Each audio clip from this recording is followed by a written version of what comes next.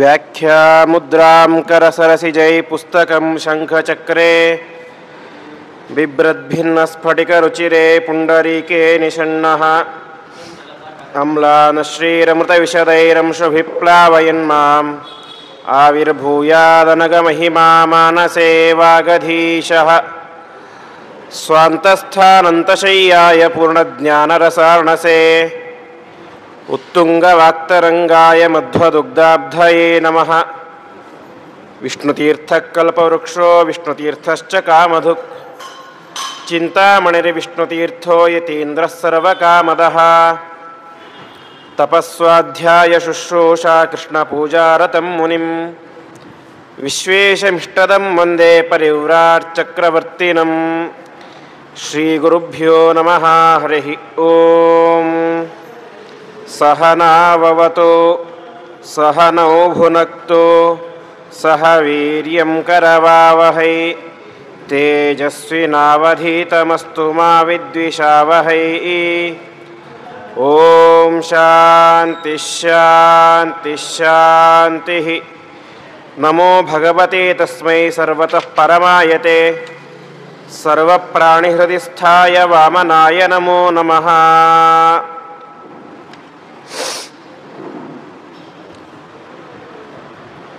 ಕಾಠಕೋಪನಿಷತ್ತಿನ 5ನೇ ದಿವಸದ ಪ್ರವಚನದಲ್ಲಿ ನಾವಿಂದು ಸೇರಿದ್ದೇವೆ. ಇಲ್ಲಿಂದ ಉಪನಿಷತ್ತು ಸ್ವಲ್ಪ ಬಿಗು ಆಗ್ತಾ ಹೋಗುತ್ತೆ. ಇಲ್ಲಿ ತನಕ ಸ್ವಲ್ಪ ಕಠಿಣನೇ ಉಪನಿಷತ್ತು ಅಂತ ಹೇಳಿದ್ರೆ ಅದು ಕಷ್ಟ ಅಂತಲೇ ಅರ್ಥ. ಅದರಲ್ಲೂ ಕೂಡ ಇಲ್ಲಿಂದಾಗಿ ಆ ಯಮದೇವರು ನಚಿಕೇತನಿಗೆ ಮಾಡುವಂಥ ಒಂದು ಉಪದೇಶ ಪ್ರಾರಂಭ ಆಗುತ್ತೆ. ಹಾಗಾಗಿ ಇಲ್ಲಿಯ ತನಕ ಎಷ್ಟು ಸುಲಭವಾಗಿ ಉಪನಿಷತ್ತು ಹೇಳ್ತಾ ಇತ್ತೋ ಅಷ್ಟು ಸುಲಭವಾಗಿ ಹೇಳೋದಿಲ್ಲ. ಸ್ವಲ್ಪ ಒಗಟಿನ ರೂಪದಲ್ಲಿ ಎಲ್ಲವನ್ನು ಕೂಡ ಉಪದೇಶ ಮಾಡ್ತಾ ಹೋಗುತ್ತೆ.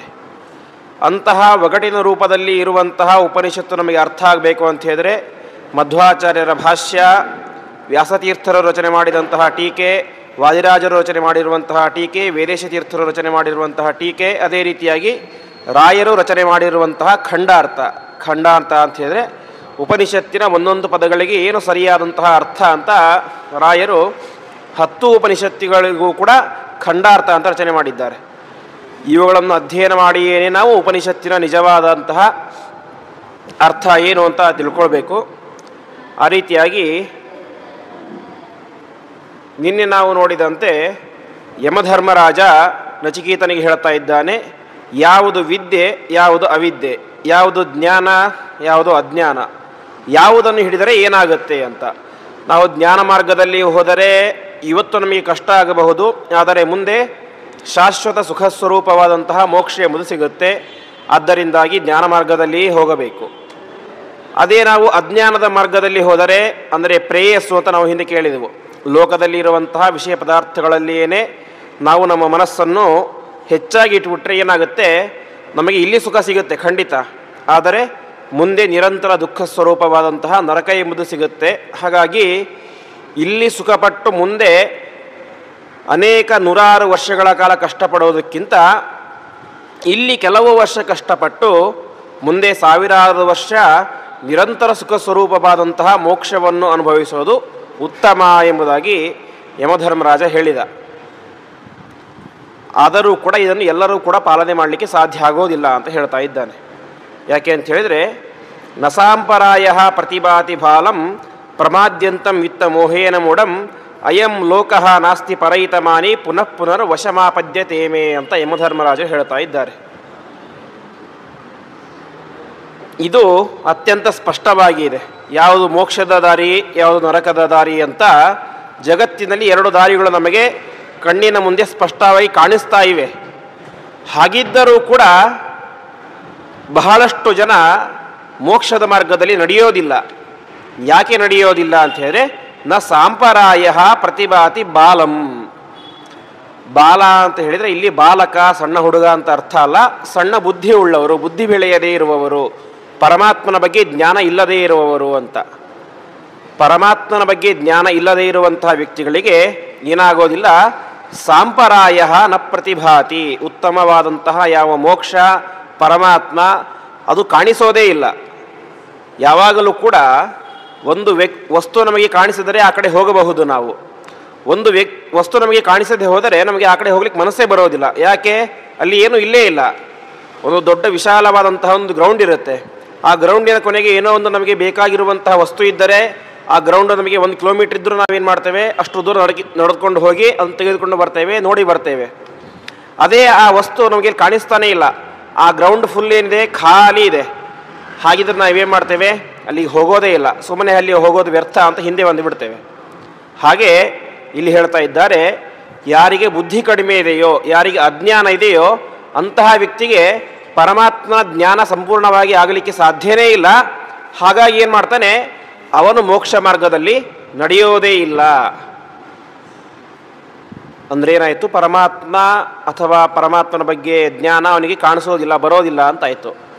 ಹಾಗಾದ್ರೆ ಅವನಿಗೆ ಏನು ಕಾಣಿಸೋದೇ ಇಲ್ವಾ, ಏನು ಬರೋದೇ ಇಲ್ವಾ, ಅವನು ಕುರುಡನ ಅಂತ ಕೇಳಿದ್ರೆ ಇಲ್ಲ, ಅವನಿಗೆ ಬೇರೆ ಕಾಣಿಸುತ್ತೆ. ಏನು ಕಾಣಿಸುತ್ತೆ? ಪ್ರಮಾದ್ಯಂತಂ ವಿತ್ತ ಮೋಹೇನ ಮೂಢಂ ಅಂತ ಹೇಳ್ತಾ ಇದೆ ಉಪನಿಷತ್ತು. ಮನುಷ್ಯನಿಗೆ ಅಹಂಕಾರ ಬರುವುದು 2ರಿಂದ ಅಂತೆ. ಒಂದು ಸಂಪತ್ತಿನಿಂದ, ಇನ್ನೊಂದು ವಿದ್ಯೆಯಿಂದ. ಸಂಪತ್ತಿನಿಂದ ಏನು ಬರುತ್ತೆ, ಪ್ರಖ್ಯಾತಿ ಬರುತ್ತೆ, ಭಾರಿ ಶ್ರೀಮಂತ ಅಂತ. ವಿದ್ಯೆಯಿಂದ ಏನು ಬರುತ್ತೆ, ಭಾರಿ ವಿದ್ಯಾವಂತ, ಭಾರಿ ಪಂಡಿತ ಅಂತ ಇದು ಬರುತ್ತೆ. ಹೀಗೆ ಅಹಂಕಾರ ಬರುವುದು ಪ್ರಧಾನ 2ರಿಂದ, ಒಂದು ಸಂಪತ್ತಿನಿಂದ, ಇನ್ನೊಂದು ವಿದ್ಯೆಯಿಂದ. ಎರಡೂ ಅಹಂಕಾರಗಳು ಕೂಡ ಮನುಷ್ಯನನ್ನು ಕೆಳಗಡೆ ತಳ್ಳುತ್ತೆ ಅಂತ ಹೇಳ್ತಾ ಇದ್ದಾರೆ. ನನಗೆ ವಿದ್ಯೆ ಇದೆ ಅಂತ ಭಾರಿ ಅಹಂಕಾರ ಇದೆ ಅಂದ ತಕ್ಷಣ ವಿದ್ಯೆ ಇದ್ದ ಮಾತ್ರಕ್ಕೆ ಅವನು ಉದ್ಧಾರ ಆಗೋದಿಲ್ಲ. ವಿದ್ಯೆ ಯಾವಾಗ ಫಲ ಕೊಡುತ್ತೆ ಅಂತ ಹೇಳಿದ್ರೆ ವಿದ್ಯಾ ವಿನಯೇನ ಶೋಭತೆ ಅಂತ ಹೇಳ್ತಾ ಇದ್ದಾರೆ.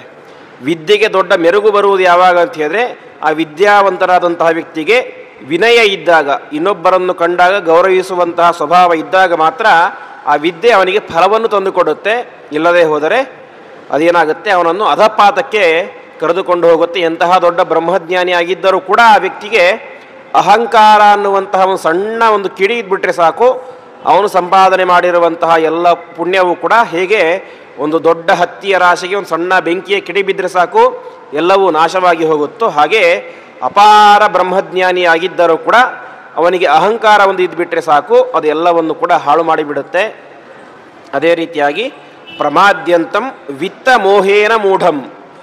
ಈ ಕಡೆ ಆ ವ್ಯಕ್ತಿಗೆ ಜ್ಞಾನವೂ ಇಲ್ಲ, ಅದರ ಜೊತೆಗೆ ಮತ್ತೇನಿದೆ, ವಿತ್ತ ಮೋಹ. ನನ್ನ ಹತ್ರ ಭಾರಿ ಸಂಪತ್ತಿದೆ, ಬೆಳ್ಳಿ ಇದೆ, ಬಂಗಾರ ಇದೆ ಅನ್ನುವಂತಹ ಮಹಾ ಅಹಂಕಾರ ಇದೆ. ಇಂತಹ ಅಹಂಕಾರದಿಂದಾಗಿ ಆ ವ್ಯಕ್ತಿ ಏನು ಮಾಡ್ತಾ ಇದ್ದಾನೆ, ಅವನಿಗೆ ಈ ದೇವರು, ಧರ್ಮ, ಜ್ಞಾನ, ಭಕ್ತಿ, ವೈರಾಗ್ಯ ಯಾವುದೂ ಕೂಡ ಕಾಣಿಸ್ತಾನೇ ಇಲ್ಲ ಎಂಬುದಾಗಿ ಅವನು ನಿಜವಾದಂತಹ ಮೂರ್ಖ ಎಂಬುದಾಗಿ ಹೇಳ್ತಾ ಇದ್ದಾರೆ. ಇನ್ನು ಅವರಿಗೆ ಇನ್ನೊಂದೇನು ಜ್ಞಾನ ಇರುತ್ತೆ ಅಂತ ಹೇಳಿದ್ರೆ, ಅಯಂ ಲೋಕಃ ನಾಸ್ತಿ ಪರ ಇತಿ ಮಾನಿ ಅಂತ. ನಾವೆಲ್ಲ ಏನು ಹೇಳ್ತೇವೆ, ಈ ಭೂಲೋಕ ಇದೆ, ಅದು ಬಿಟ್ಟು ಮತ್ತೆ ಭುವರ್ಲೋಕ, ಸ್ವರ್ಲೋಕ, ಮಹೋಲೋಕ, ಜನೋಲೋಕ, ತಪೋಲೋಕ, ಸತ್ಯಲೋಕ, ಮತ್ತು ಅತಳ, ವಿತಳ, ಸುತಳ, ತಲಾತಲ, ಪಾತಾಳ, ರಸಾತಲ ಅಂತ ಮೇಲ್ಗಡೆ 7 ಲೋಕ, ಕೆಳಗಡೆ 7 ಲೋಕ, ಅದು ಬಿಟ್ಟು ಮತ್ತೆ ಪರಮಾತ್ಮನ ವೈಕುಂಠ, ಅನಂತಾಸನ, ಶ್ವೇತದ್ವೀಪ ಎಂಬಂತಹ ಲೋಕಗಳು ಎಂಬುದಾಗಿ ಅನೇಕ ಲೋಕಗಳಿವೆ ಅಂತ ನಾವೆಲ್ಲ ಒಪ್ತೇವೆ. ಕೆಲವರು ಏನಂತ ಹೇಳ್ತಾರೆ ಅಂತ ಹೇಳಿದ್ರೆ, ಅಯಂ ಲೋಕಃ ನಾಸ್ತಿ ಪರಹ ಅಂತ. ಇರುವುದು ಒಂದೇ ಒಂದು ಲೋಕ, ಯಾವುದು? ಭೂಲೋಕ ಮಾತ್ರ. ಅದನ್ನು ಬಿಟ್ಟು ಬೇರೆ ಸ್ವರ್ಗ, ನರಕ ಇದ್ಯಾವುದು ಇಲ್ಲವೇ ಇಲ್ಲ. ಹಾಗಾಗಿ ಇರುವುದು ಒಂದೇ ದೇಹ. ಚಾರ್ವಾಕರು ಅಂತ ಒಂದು ಪ್ರಸಿದ್ಧವಾದಂತಹ ಸಿದ್ಧಾಂತ, ನಾಸ್ತಿಕ್ಯವಾದ ಅಂತ. ಅಂದರೆ ಇರುವುದು ಈ ಜಗತ್ತು ನಾವು ಮಾತ್ರ, ಬೇರೆ ಯಾವುದೂ ಇಲ್ಲ ಅಂತ. ಅವ್ರು ಹೇಳ್ತಾರೆ, ಋಣಂ ಕೃತ್ವ ಘೃತಂ ಪಿಬೇತ್ ಅಂತ. ಯಾವಜ್ಜೀವೇತ್ ಸುಖಂ ಜೀವೇತ್ ಋಣಂ ಕೃತ್ವ ಘೃತಂ ಪಿಬೇತ್ ಭಸ್ಮೀಭೂತಸ್ಯ ದೇಹಸ್ಯ ಪುನರಾಗಮನಂ ಕುತಃ ಅಂತ ಹೇಳ್ತಾ ಇದ್ದಾರೆ. ಆ ಚಾರ್ವಾಕರು ಸಿದ್ಧಾಂತ ಹೇಳ್ತಾರೆ, ಯಾವಜ್ಜೀವೇ ಸುಖಂ ಜೀವೇತ್. ನೀನು ಎಷ್ಟು ವರ್ಷ ಬದುಕ್ತೀಯ ಅಂತ ಗೊತ್ತಿಲ್ಲ, ಆದರೆ ಎಷ್ಟು ವರ್ಷ ಬದುಕ್ತೀಯೋ ಅಷ್ಟು ವರ್ಷಗಳ ಕಾಲ ಸುಖವಾಗಿ ಬಾಳು ಅಂತ ಹೇಳ್ತಾ ಇದ್ದಾರೆ. ಮುಂದೆ ಹೇಳ್ತಾನೆ, ಋಣಂ ಕೃತ್ವ ಘೃತಂ ಪಿಬೇತ್. ಒಂದು ವೇಳೆ ನಿನ್ನ ಹತ್ರ ದುಡ್ಡಿಲ್ವಾ, ಸಂಪತ್ತಿಲ್ವಾ, ಇನ್ನೊಬ್ಬರ ಹತ್ರ ಸಾಲ ಮಾಡಿಯಾದರೂ ಕೂಡ ನೀನೇನು ಮಾಡು, ಘೃತಂ ಪಿಬ, ತುಪ್ಪ ತಿನ್ನು ಅಂತ. ಕನ್ನಡದಲ್ಲಿ ಗಾದೆ ಇದೆ, ಸಾಲ ಮಾಡಿ ಆದರೂ ತುಪ್ಪ ತಿನ್ನು ಅಂತ. ಅದಕ್ಕೆ ಮೂಲ ಏನು ಅಂತ ಹೇಳಿದ್ರೆ ಈ ಚಾರ್ವಾಕರ ಈ ಸಿದ್ಧಾಂತನೇನೆ. ಋಣಂ ಕೃತ್ವ ಘೃತಂ ಪಿಬೇತ್. ಮತ್ತೆ ಆ ಸಾಲ ತೀರಿಸ್ಬೇಕಾ? ತೀರಿಸ್ಲಿಕ್ಕೆ ಹೋಗ್ಬೇಡ. ಯಾಕೆ?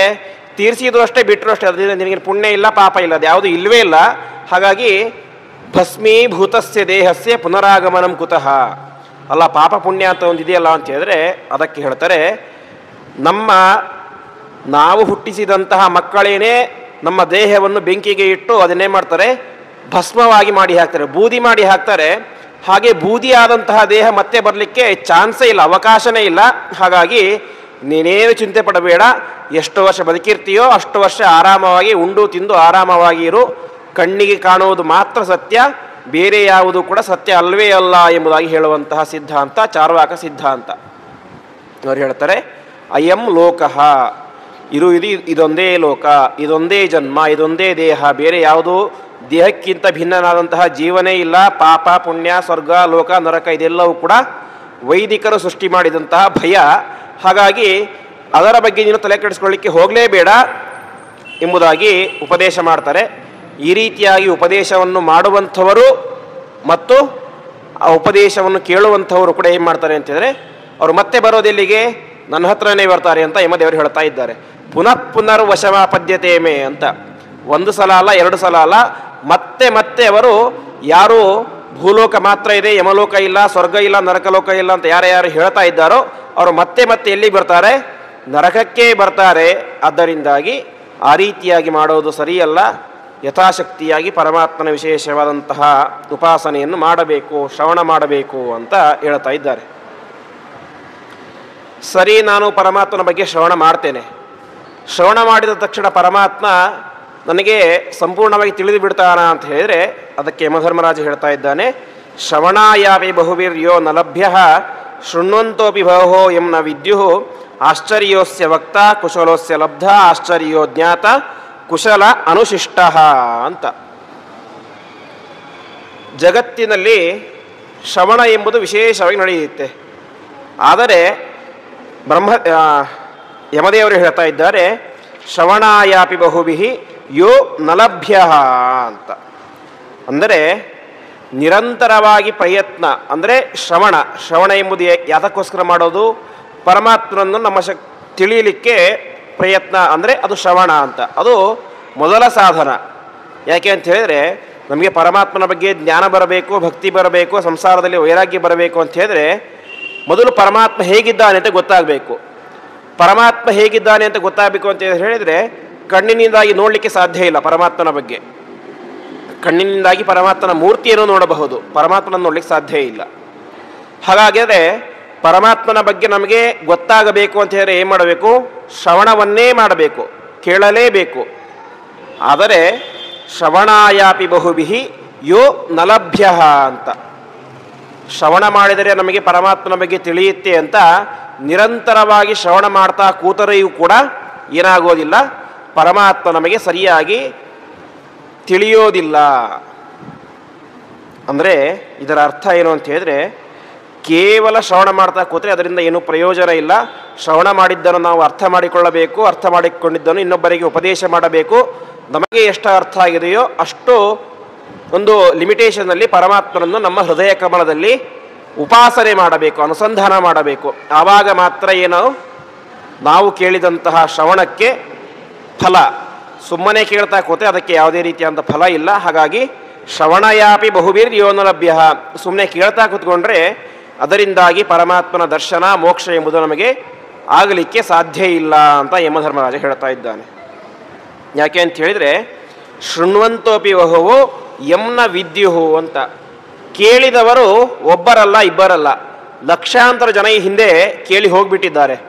ಆದರೆ ಕೇಳಿದವರಲ್ಲಿ ಯಾರೊಬ್ಬರು ಕೂಡ ಏನಾಗಿಲ್ಲ, ಎಂ ನವಿದ್ಯುಹು, ಪರಮಾತ್ಮನ ಬಗ್ಗೆ ಸಂಪೂರ್ಣವಾಗಿ ತಿಳಿದಿಲ್ಲ, ತಿಳಿಲಿಕ್ಕೂ ಕೂಡ ಸಾಧ್ಯ ಇಲ್ಲ. ಹಾಗಾಗಿ ನಾವೇನು ಮಾಡಬೇಕು ಅಂತ ಹೇಳಿದ್ರೆ, ನಿರಂತರವಾಗಿ ಶ್ರವಣ ಮಾಡ್ತಾ ಇರಬೇಕು. ಮಾಡಿದ್ದನ್ನು ನಾವು ಅರ್ಥ ಮಾಡಿಕೊಂಡು ಅದನ್ನು ಉಪಾಸನೆ ಮಾಡಬೇಕು, ಮನೆಗೆ ಹೋಗಿ ಚಿಂತನೆ ಮಾಡಬೇಕು.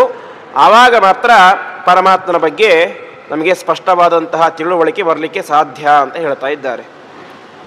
ಮುಂದೆ ಹೇಳ್ತಾರೆ, ಆಶ್ಚರ್ಯೋಸ್ಯ ವಕ್ತ ಕುಶಲಃ ಅಂತ. ಸರಿ, ಪರಮಾತ್ಮನ ಬಗ್ಗೆ ತಿಳಿಬೇಕು, ಕೇಳಬೇಕು ಅಂತ ಹೇಳಿದ್ರಿ. ಆದರೆ ನಾವು ಯಾವಾಗ ಕೇಳಲಿಕ್ಕೆ ಸಾಧ್ಯ ಅಂತ ಹೇಳಿದರೆ, ಒಬ್ಬ ಹೇಳುವಂತಹ ವ್ಯಕ್ತಿ ಇದ್ದಾಗ ಕೇಳಲಿಕ್ಕೆ ಸಾಧ್ಯ. ಅದು ಹೇಳುವಂತಹ ವ್ಯಕ್ತಿ ಹೇಗಿರಬೇಕು, ಅತ್ಯಂತ ಕುಶಲನಾಗಿ, ಎಕ್ಸ್ಪರ್ಟ್ ಆಗಿ, ಸ್ವಯಂ ತಾನು ಅಧ್ಯಯನಾದಿಗಳನ್ನು ಮಾಡಿ ಅದನ್ನು 10 ಜನರಿಗೆ ಪಾಠವನ್ನು ಮಾಡಿ ಅದನ್ನು ಅನುಭವಿಸಿದಂತಹ ವ್ಯಕ್ತಿ ಹೇಳಿದಾಗ ಮಾತ್ರ ಏನಾಗುತ್ತೆ, ಕೇಳಿದ್ದು ಸರಿಯಾಗುತ್ತೆ. ಅದಕ್ಕೆ ಯಮಧರ್ಮರಾಜ ಹೇಳ್ತಾ ಇದ್ದಾರೆ, ಆಶ್ಚರ್ಯೋಸ್ಯ ವಕ್ತ ಕುಶಲಃ ಅಂತ. ಕುಶಲ ಅಂತ ಹೇಳಿ ಎಕ್ಸ್ಪರ್ಟ್. ಒಬ್ಬ ಎಕ್ಸ್ಪರ್ಟ್ ಆದಂತಹ ವಕ್ತ, ಹೇಳುವಂತಹ ವ್ಯಕ್ತಿ ಸಿಗುವುದು ತುಂಬ ಕಷ್ಟ ಅಂತ. ಯಾಕೆ ಅಂತ ಹೇಳಿದರೆ, ಅನೇಕ ಜನ್ಮಗಳ ಸಾಧನೆಯಿಂದಾಗಿ ನಮಗೆ ಈ ಜನ್ಮದಲ್ಲಿ ಒಬ್ಬ ಯೋಗ್ಯವಾದಂತಹ ಗುರು ಸಿಗಲಿಕ್ಕೆ ಸಾಧ್ಯ ಆಗುತ್ತೆ. ಹಾಗಾಗಿ ಒಬ್ಬ ಯೋಗ್ಯನಾದಂತಹ ಗುರು ನಮಗೆ ಸಿಗಬೇಕು ಅಂತ ಹೇಳಿದ್ರೆ ಅದು ಅಷ್ಟು ಸುಲಭ ಅಲ್ಲ. ಸಿಕ್ಕಿದ್ದಾನೆ ಅಂತ ಹೇಳಿದ್ರೆ ಅದು ತುಂಬ ಆಶ್ಚರ್ಯಕರವಾದಂತಹ ಸಂಗತಿ. ಅಂದರೆ ನೀನು ಅಷ್ಟು ಸಾಧನೆಯನ್ನು ಹಿಂದೆ ಅನೇಕ ಜನ್ಮಗಳಲ್ಲಿ ಮಾಡಿದ್ದೀಯಾ ಅಂತ ಅರ್ಥ ಅಂತ ಹೇಳ್ತಾ ಇದ್ದಾರೆ. ಮುಂದೆ ಹೇಳ್ತಾರೆ, ಅಸ್ಯ ಲಬ್ಧ ಆಶ್ಚರ್ಯ ಅಂತ. ಗುರು ಸಿಗ್ತಾರೆ, ಸಿಕ್ಕಂತಹ ಎಲ್ಲ ಗುರುಗಳು ಕೂಡ ಏನು ಮಾಡ್ತಾರೆ, ಹೇಳೋದಿಲ್ಲ ಅಂತ. ಒಂದು ಸುಂದರವಾದಂತಹ ಒಂದು ಸುಭಾಷಿತ ಇದೆ, ಗುರವೋ ಬಹವಸ್ಸಂತಿ ಶಿಷ್ಯ ವಿತ್ತಾಪಹಾರಕ ಅಂತ. ಅಂದರೆ ಜಗತ್ತಿನಲ್ಲಿ ಅನೇಕ ಜನ ಗುರುಗಳಿದ್ದಾರೆ, ಆದರೆ ಇರುವಂತಹ ಗುರುಗಳಲ್ಲಿ ಅನೇಕ ಜನ ಏನು ಮಾಡ್ತಾರೆ, ಶಿಷ್ಯ ವಿತ್ತಾಪಹಾರಕ ಅಂತ. ಅಂದರೆ ಶಿಷ್ಯರ ಸಂಪತ್ತನ್ನು ಅಪಹಾರ ಮಾಡುವಂಥವ್ರು ಮಾತ್ರ ಅಂತೆ. ದುರ್ಲಭ ತತ್ರ ಏ ಸಂತಿ ಶಿಷ್ಯ ಚಿತ್ತಾಪಹಾರಕ. ಆದರೆ ಅಂತಹ ಸಾವಿರಾರು ಗುರುಗಳಲ್ಲಿ ಕೆಲವು ಗುರುಗಳು ಮಾತ್ರ ಏನು ಮಾಡ್ತಾರೆ, ಶಿಷ್ಯ ಚಿತ್ತಾಪಹಾರಕ. ಅಂದರೆ ಅವರೇನು ಮಾಡ್ತಾರೆ, ಗುರುಗಳು ಶಿಷ್ಯನ ಮನಸ್ಸನ್ನು ಗೆಲ್ತಾರೆ ಅಂತೆ. ಶಿಷ್ಯನ ಮನಸ್ಸನ್ನು ಗೆಲ್ಲೋದು ಅಂದರೆ ಏನೋ ಅರ್ಥ, ಅವನಿಗೆ ಸರಿಯಾದಂಥ ತತ್ವಜ್ಞಾನವನ್ನು ಹೇಳುವುದು ಅಂತ. ಹಾಗಾಗಿ ಗುರುಗಳು ಎಷ್ಟು ಸಿಗುವುದು ಕಷ್ಟನೋ, ಹೇಳುವಂತಹ ಗುರುಗಳು ಸಿಗೋದು ಇನ್ನೂ ಕಷ್ಟ ಅಂತೆ. ಹಾಗಾಗಿ ಅಸ್ಯ ಲಬ್ಧ ಆಶ್ಚರ್ಯ ಅಂತ. ಅಂದರೆ ಸರಿಯಾಗಿ ನಮಗೆ ಪರಮಾತ್ಮನ ತತ್ವಜ್ಞಾನವನ್ನು ಉಪದೇಶ ಮಾಡುವವನು ಇನ್ನೂ ಕಷ್ಟ. ಇನ್ನು ಜ್ಞಾತ ಕುಶಲ ಅನುಶಿಷ್ಟ ಅಂತ. ಅಂತಹ ಗುರುಗಳು ಸಿಕ್ಕಾಗ ಎಲ್ಲರಿಗೂ ಕೂಡ ತಿಳಿಯುವಂತಹ ಮನಸ್ಸು ಬರೋದಿಲ್ಲ, ಕೇಳುವಂತಹ ಮನಸ್ಸು ಬರೋದಿಲ್ಲ. ಅದಕ್ಕೆ ಹೇಳ್ತಾ ಇದ್ದಾರೆ, ಜ್ಞಾತ ಕುಶಲ ಅನುಶಿಷ್ಟ ಅಂತ. ಅದರಲ್ಲೂ ಕೂಡ ಗುರುಗಳು ಅಂದರೆ ಒಬ್ಬ ವ್ಯಕ್ತಿ ಅಧ್ಯಯನ ಮಾಡೋದು ಅಂತ ಹೇಳಿದರೆ ಎರಡು ರೀತಿಯಾಗಿ ಅಂತ. ಒಂದು ಸ್ವಯಂ ತಾನೇ ಪುಸ್ತಕಾದಿಗಳನ್ನು ನೋಡಿ ಅಧ್ಯಯನ ಮಾಡೋದು. ಇನ್ನು ಕೆಲವುದು ಏನು ಮಾಡ್ತಾರೆ, ಗುರುಗಳ ಹತ್ತಿರ ಚೆನ್ನಾಗಿ ವಾಸ ಮಾಡಿ ಅವರ ಸೇವೆಯನ್ನು ಮಾಡಿ ಅನೇಕ ವರ್ಷಗಳ ಕಾಲ ಅವರ ಬಳಿ ಇದ್ದು ಅವರಿಂದಾಗಿ ಉಪದೇಶವನ್ನು ಪಡೀತಾರೆ.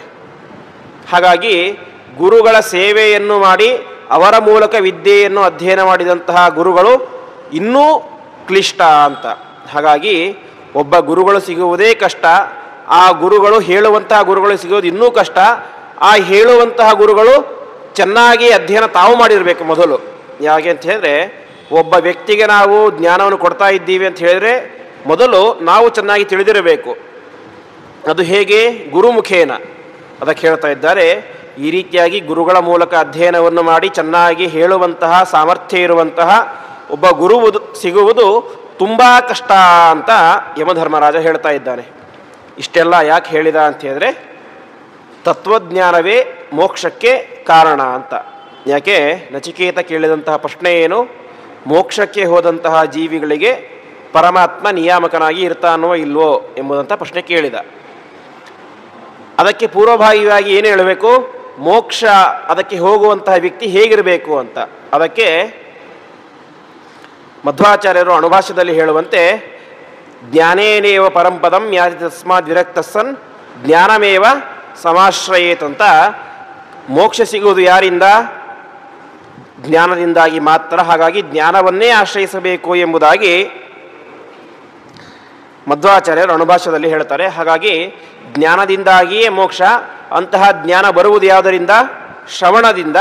ಆ ಶ್ರವಣವನ್ನು ಮಾಡಿಸುವವರು ಯಾರು, ಯೋಗ್ಯರಾದಂತಹ ಗುರುಗಳು. ಅಂತಹ ಯೋಗ್ಯರಾದಂತಹ ಗುರುಗಳು ಸಿಗುವುದು ಅತ್ಯಂತ ಕಷ್ಟ ಎಂಬುದಾಗಿ ಯಮಧರ್ಮರಾಜ ಹೇಳ್ತಾ ಇದ್ದಾನೆ. ಮತ್ತೆ ಸಿಕ್ಕಂತಹ ಗುರುಗಳೆಲ್ಲರೂ ಕೂಡ ಉತ್ತಮ ಜ್ಞಾನಿಗಳಾಗಿರೋದಿಲ್ಲ ಅಂತೆ. ಅದಕ್ಕೆ ಯಮಧರ್ಮರಾಜ ಹೇಳ್ತಾ ಇದ್ದಾನೆ, ನನರೇಣ ಅವರ ಪ್ರೋಕ್ತ ಏಷಃ ಸುಜ್ಞೇಯೋ ಬಹುಧಾ ಚಿಂತ್ಯಮಾನಃ ಅನನ್ಯ ಪ್ರೋಕ್ತೆ ಗತಿರತ್ರ ನಾಸ್ತಿ ಅಣೀಯಾನ್ ಹಿತರ್ಕ್ಯಂ ಅಣುಪ್ರಮಾಣಾತ್ ಅಂತ. ಇಲ್ಲಿ ನರೇಣ ಅವರ ಪ್ರೋಕ್ತ ಏಷಃ ಸುಜ್ಞೇಯ ಬಹುಧಾ ಚಿಂತ್ಯಮಾನಃ ಅಂತ ಹೇಳ್ತಾ ಇದ್ದಾರೆ. ಪರಮಾತ್ಮನ ಬಗ್ಗೆ ಕೇಳಬೇಕು ಅಂತ ಹೇಳಿದರು. ಕೇಳಬೇಕು ಅಂತ ಹೇಳಿದ್ರೆ ಒಬ್ಬ ಹೇಳುವಂತಹ ವ್ಯಕ್ತಿ ಇರಬೇಕು. ಆ ವ್ಯಕ್ತಿ ಹೇಳಿದಾಗ ನಾವು ಕೇಳ್ತೇವೆ. ಅದಕ್ಕೆ ಹೇಳ್ತಾ ಇದ್ದಾರೆ, ನ ನರೇಣ ಪ್ರೋಕ್ತಃ ಏಷಃ ಅವರಹ ಅಂತ. ಅಂದರೆ ಒಬ್ಬ ಸಾಮಾನ್ಯನಾದಂತಹ ನರ ಅಂತ ಹೇಳಿದರೆ ಮನುಷ್ಯ, ಅಂತಹ ಮನುಷ್ಯ ಹೇಳಿದಂತಹ, ಸಾಮಾನ್ಯ ಒಬ್ಬ ಮನುಷ್ಯ ಹೇಳಿದಂತಹ ಜ್ಞಾನ ಏನಾಗುತ್ತೆ ಅದು ಅವರಹ. ಅವರಹ ಅಂತ ಹೇಳಿದ್ರೆ ನಿಕೃಷ್ಟ, ಕಡಿಮೆ ಅಂತ. ಯಾಕೆ ಅಂತ ಹೇಳಿದ್ರೆ ಸಾಮಾನ್ಯರಾದಂತಹ ಮನುಷ್ಯರಿಗೆ ಪರಮಾತ್ಮನ ತತ್ವಜ್ಞಾನ ಎಂಬುದು ಸರಿಯಾಗಿ ಇರಲಿಕ್ಕೆ ಸಾಧ್ಯ ಇಲ್ಲ ಅಂತ ಹೇಳ್ತಾ ಇದ್ದಾರೆ.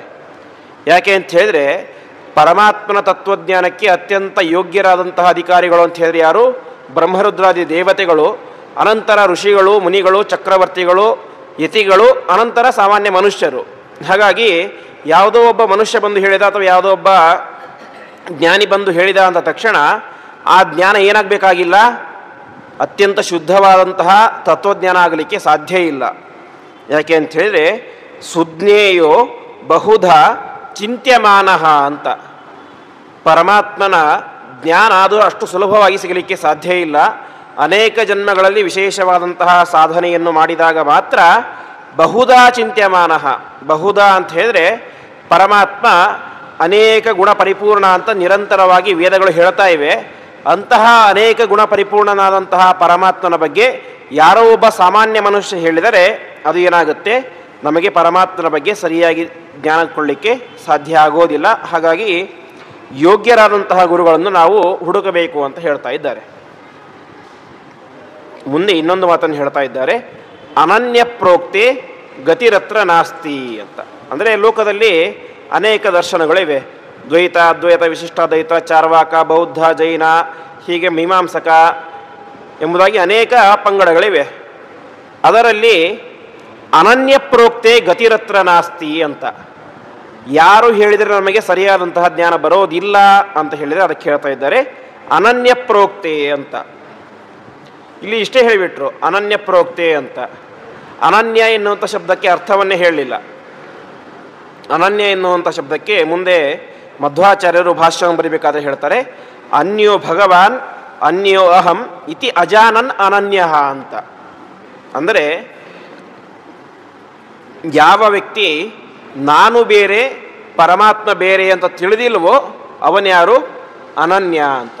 ಅಂದರೆ ನಾನು ಪರಮಾತ್ಮ ಒಂದೇ, ನಾನೇ ಪರಮಾತ್ಮ ಎಂಬುದಾಗಿ ಯಾರು ತಿಳಿದಿದ್ದಾನೋ ಆ ವ್ಯಕ್ತಿ ಅನನ್ಯ ಅಂತ ಹೇಳ್ತಾ ಇದ್ದಾರೆ.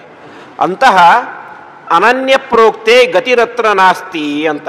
ಅಂದರೆ ಯಾರು ಪರಮಾತ್ಮನನ್ನು ಸರಿಯಾಗಿ ತಿಳಿದಿಲ್ಲವೋ, ನಾನೇ ಪರಮಾತ್ಮ ಎಂಬುದಾಗಿ ತಿಳಿದಿದ್ದಾನೋ ಅಂತಹ ವ್ಯಕ್ತಿ ಪ್ರೋಕ್ತೆ ಗತಿ ಅತ್ರ ನಾಸ್ತಿ ಅಂತ. ಅಂತಹ ವ್ಯಕ್ತಿಯಿಂದಾಗಿ ನಾವು ಒಂದು ವೇಳೆ ಉಪದೇಶವನ್ನು ಪಡೆದು ಬಿಟ್ಟರೆ ಅದರಿಂದ ಏನಾಗುತ್ತೆ, ಅತ್ರ ಅಂದರೆ ಈ ಭಗವಂತನ ವಿಷಯದಲ್ಲಿ ನಮಗೆ ಗತಿ ಸಿಗೋದಿಲ್ಲ.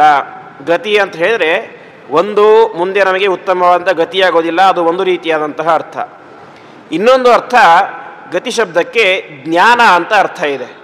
ಅಂದರೆ ನಮಗೆ ಸರಿಯಾದಂತಹ ತತ್ವಜ್ಞಾನ ಪಡೆಯಬೇಕು ಅಂತ ಹೇಳಿದರೆ ಅನನ್ಯರಿಂದಾಗಿ, ನಾನೇ ಪರಮಾತ್ಮ ಎಂಬುದಾಗಿ ಯಾರು ತಿಳಿತಾರೋ ಅವರಿಂದಾಗಿ ಪಡೆದರೆ ನಮಗೆ ಸರಿಯಾದಂತಹ ಜ್ಞಾನ ಬರಲಿಕ್ಕೆ ಸಾಧ್ಯನೇ ಇಲ್ಲ. ಹಾಗಾಗಿ ಪರಮಾತ್ಮನನ್ನು ಚೆನ್ನಾಗಿ ತಿಳಿದವರಿಂದಾಗಿ ನಾವು ಪರಮಾತ್ಮನ ಬಗ್ಗೆ ತಿಳಿದುಕೊಳ್ಳಬೇಕು. ಯಾಕೆ ಅಂತ ಹೇಳಿದರೆ ಅವನು ಹೇಗಿದ್ದಾನೆ, ಅಣೀಯಾನ್ ಹಿ ಅತರ್ಕ್ಯಂ ಅಣುಪ್ರಮಾಣಾತ್. ಅಣೀಯಾನ್ ಅಂತ ಹೇಳಿದರೆ ಅತ್ಯಂತ ಅಣುವಾದವನು, ಸೂಕ್ಷ್ಮ ಸ್ವರೂಪನಾದಂತಹ ವ್ಯಕ್ತಿ ಅಂತ. ಅಂತಹ ಸೂಕ್ಷ್ಮ ಸ್ವರೂಪನಾದಂತಹ ವ್ಯಕ್ತಿ ಬಗ್ಗೆ ಯಾರ್ಯಾರೋ ಸಾಮಾನ್ಯರು ಹೇಳಲಿಕ್ಕೆ ಸಾಧ್ಯ ಇಲ್ಲ ಅಂತ ಹೇಳ್ತಾ ಇದ್ದಾರೆ. ಇಲ್ಲಿ ಅಣು ಅಂತ ಹೇಳ್ತಾ ಇದ್ದಾರೆ. ಏನು ಅಣು ಅಂತ ಹೇಳಿದರೆ, ಕುದುರೆಯ ಬಾಲ ಇರುತ್ತೆ. ಆ ಕುದುರೆಯ ಬಾಲದ ಸುದಿಯನ್ನು ಚೆನ್ನಾಗಿ ಕಟ್ ಮಾಡಿ ಇಷ್ಟೇ ಆ ತುದಿ ಆದಾಗ ಅದನ್ನು ಮತ್ತೆ ನಾವು 10,000 ಹೋಳನ್ನಾಗಿ ಮಾಡಿದರೆ ಯಾವ ರೀತಿಯಾಗಿ ಅದು ಅತ್ಯಂತ ಸೂಕ್ಷ್ಮವಾಗಿರುತ್ತೋ ಅಷ್ಟು ಸೂಕ್ಷ್ಮವಾದಂತಹ ಸ್ವರೂಪ ಯಾರದ್ದು? ಜೀವನದ್ದು. ಜೀವನ ಸ್ವರೂಪ ಅಷ್ಟು ಚಿಕ್ಕ ಸ್ವರೂಪ. ಪರಮಾತ್ಮ ಎಲ್ಲಿದ್ದಾನೆ? ಆ ಜೀವನ ಒಳಗಡೆ ಇದ್ದಾನೆ ಅಂತ ಹೇಳಿದರೆ ಪರಮಾತ್ಮ ಎಷ್ಟು ಸೂಕ್ಷ್ಮ ಅಂತ ನಾವು ಅರ್ಥ ಮಾಡಿಕೊಳ್ಳಬೇಕು. ಅದನ್ನೇ ಹೇಳಿದ್ದು ಅಣೋರಣೀಯಾನ್ ಮಹತೋ ಮಹೀಯಾನ್ ಆತ್ಮಾಸ್ಯ ಜಂತೋಹೋ ನಿಹಿತೋ ಗುಹಾಯಾಮ್ ಅಂತ. ಪರಮಾತ್ಮ ಅಣುವಿಗಿಂತಲೂ ಅಣುಸ್ವರೂಪನಾದವನು. ಅಷ್ಟು ಮಾತ್ರ ಅಲ್ಲ, ಮಹತ್ತಿಗಿಂತಲೂ ಕೂಡ, ಅಂದರೆ ಜಗತ್ತಿನಲ್ಲಿ ಕಾಣುವಂತಹ ಯಾವ ದೊಡ್ಡ ದೊಡ್ಡ ಪರ್ವತ ಅವುಗಳಿಗಿಂತಲೂ ಕೂಡ ದೊಡ್ಡದಾದಂತಹ ವ್ಯಕ್ತಿ ಪರಮಾತ್ಮ. ಅತ್ಯಂತ ಸೂಕ್ಷ್ಮವಾದಂತಹ ಜೀವನಿಗಿಂತಲೂ ಸೂಕ್ಷ್ಮನಾದವನು ಪರಮಾತ್ಮ ಅಂತ. ಹಾಗಾಗಿ ಅಂತಹ ಸೂಕ್ಷ್ಮನಾದಂತಹ ಪರಮಾತ್ಮನ ಬಗ್ಗೆ ಹೇಗೇಗೋ ಹೇಳಲಿಕ್ಕೆ ಸಾಧ್ಯ ಇಲ್ಲ. ಹಾಗಾಗಿ ಪರಮಾತ್ಮನ ಬಗ್ಗೆ ನಾವು ಸರಿಯಾಗಿ ತಿಳಿದುಕೊಳ್ಳಬೇಕು ಅಂತ ಹೇಳಿದರೆ ಯೋಗ್ಯರಾದಂತಹ ಗುರುಗಳ ಹತ್ತಿರದಿಂದಲೇ ನಾವು ಅವಶ್ಯವಾಗಿ ಅಧ್ಯಯನವನ್ನು ಮಾಡಬೇಕು ಅಂತ ಉಪನಿಷತ್ತು ಹೇಳ್ತಾ ಇದೆ. ಇನ್ನು ಮುಂದೆ ಹೇಳ್ತಾ ಇದ್ದಾರೆ, ನೈಷಾ ತರ್ಕೇಣ ಮತಿರಾಪನೇಯ ಪ್ರೋಕ್ತಾನ್ಯೇನೇವ ಸುಜ್ಞಾನಾಯ ಪ್ರೇಷ್ಠ ಯಾಂ ತ್ವಮಾಪ ಸತ್ಯ ಧೃತಿರ್ಬತಾಸಿ ತಾಂದೃಂಗ್ನೋ ಭೂಯ ನಚಿಕೇತ ಪೃಷ್ಠ ಎಂಬುದಾಗಿ. ಇನ್ನೊಂದೇನರ್ಥ ಅಂತ ಹೇಳಿದ್ರೆ ನೈಷಾ ತರ್ಕೇಣ ಮತಿರಾಪನೇಯ ಅಂತ ಹೇಳಿದರೆ ಒಂದು ಸಿದ್ಧಾಂತ ಇದೆ, ನೈಯಾಯಿಕ ಸಿದ್ಧಾಂತ, ತಾರ್ಕಿಕರು, ಲಾಜಿಕ್ ಅಂತ. ಅವರೇನಂತ ಹೇಳಿದ್ರೆ ಪ್ರತಿಯೊಂದನ್ನು ಕೂಡ ತಮ್ಮ ಬುದ್ಧಿಯಿಂದಾಗಿ ವಿವೇಚನೆ ಮಾಡ್ತಾ ಇರೋರು ಅಷ್ಟೇ. ಯಾವುದು ಕಣ್ಣಿಗೆ ಕಾಣಿಸುತ್ತೋ ಅದು ಮಾತ್ರ ನಿಜ. ಅದು ಕೂಡ ಹೇಗೆ, ಅದು ನಮಗೆ ಕಾಣಿಸುವಂತಹ ಸಮಯದಲ್ಲಿ ಮಾತ್ರ ನಿಜ ಅಂತ ಒಪ್ಪುವಂತಹ ಒಂದು ಸಿದ್ಧಾಂತ ಇದೆ. ಉದಾಹರಣೆಗೆ ರಾತ್ರಿ ಕರೆಂಟ್ ಹೋಗಿರುತ್ತೆ, ಸರಿಯಾಗಿ ಬೆಳಕಿರೋದಿಲ್ಲ. ಆವಾಗ ನಾವೇನು ಮಾಡ್ತೇವೆ, ಒಂದು ಯಾವುದು ಹಗ್ಗ ಬಿದ್ದಿರುತ್ತೆ ಅದನ್ನು ನೋಡಿ ಏನಂತ ಅನ್ಕೊಳ್ತೇವೆ, ಹಾವು ಅಂತ ಅನ್ಕೊಳ್ತೇವೆ. ಅಲ್ಲಿ ಹಾವಿದೇನಾ? ಇಲ್ಲ, ಆದರೂ ಕಾಣಿಸಿತ್ತು.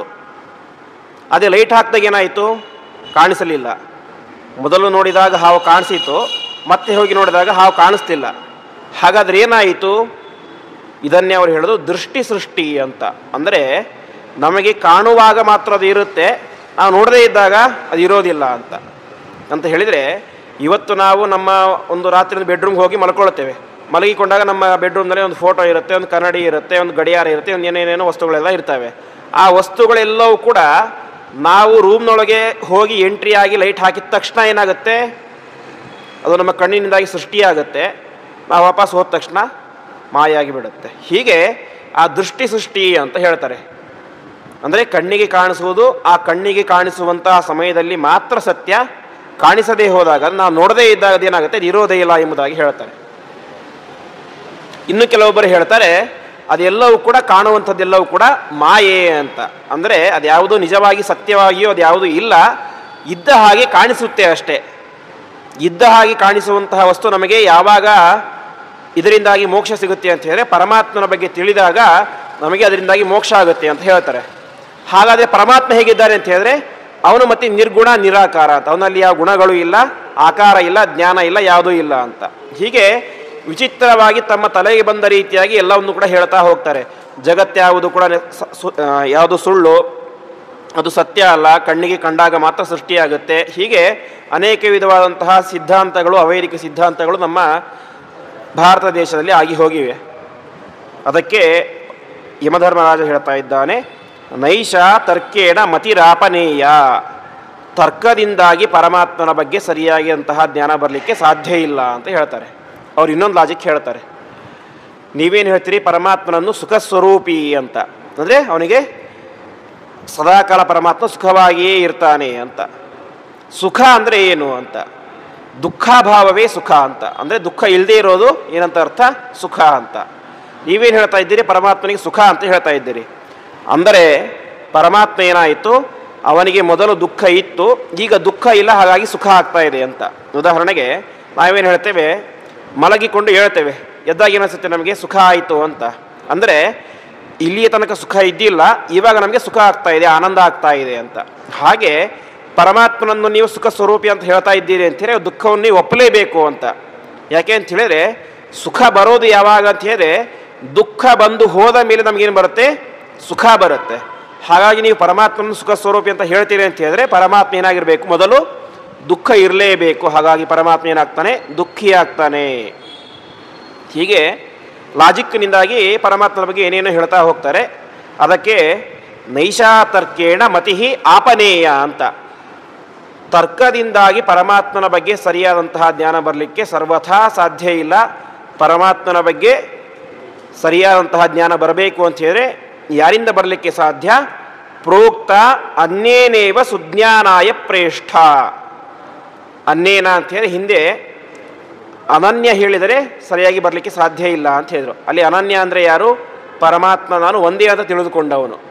ಇಲ್ಲಿ ಹೇಳ್ತಾ ಇದ್ದಾರೆ ಅನ್ಯೇನೇವ ಅಂದರೆ ಪರಮಾತ್ಮನೇ ಬೇರೆ ನಾನೇ ಬೇರೆ ಅಂತ ಎಂಬುದಾಗಿ ಯಾರು ತಿಳಿದುಕೊಂಡಿದ್ದಾನೋ ಅಂತಹ ಜ್ಞಾನಿ ಹೇಳಿದಾಗ ಮಾತ್ರ ಏನಾಗುತ್ತೆ, ನಮಗೆ ಪರಮಾತ್ಮನ ಬಗ್ಗೆ ಸರಿಯಾದಂತಹ ತತ್ವಜ್ಞಾನ ಬರಲಿಕ್ಕೆ ಸಾಧ್ಯ. ಹೊರತು ತರ್ಕದಿಂದಾಗಿ, ಲಾಜಿಕ್ನಿಂದಾಗಿ ನಮ್ಮ ಬುದ್ಧಿಗೆ ತಿಳಿದಂತೆ ನಾವು ಊಹೆ ಪೋಹೆಗಳನ್ನು ಮಾಡ್ತಾ ಹೋಗಿಬಿಟ್ರೆ ಅದರಿಂದಾಗಿ ಪರಮಾತ್ಮನ ಜ್ಞಾನ ನಮಗೆ ಸರಿಯಾಗಿ ಬರಲಿಕ್ಕೆ ಸಾಧ್ಯನೇ ಇಲ್ಲ ಎಂಬುದಾಗಿ ಹೇಳ್ತಾ ಇದ್ದಾರೆ.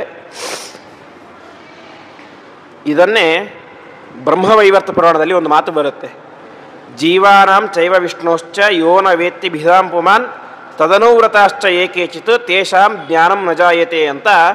ಪರಮಾತ್ಮನಿಗೆ ಮತ್ತು ಜೀವರಿಗೆ ಸರ್ವಥಾ ಅಭೇದವನ್ನು, ಅಂದರೆ ಇಬ್ಬರು ಕೂಡ ಒಂದೇ ಅಂತ ಸರ್ವಥಾ ತಿಳಿದೇಬಾರ್ದು.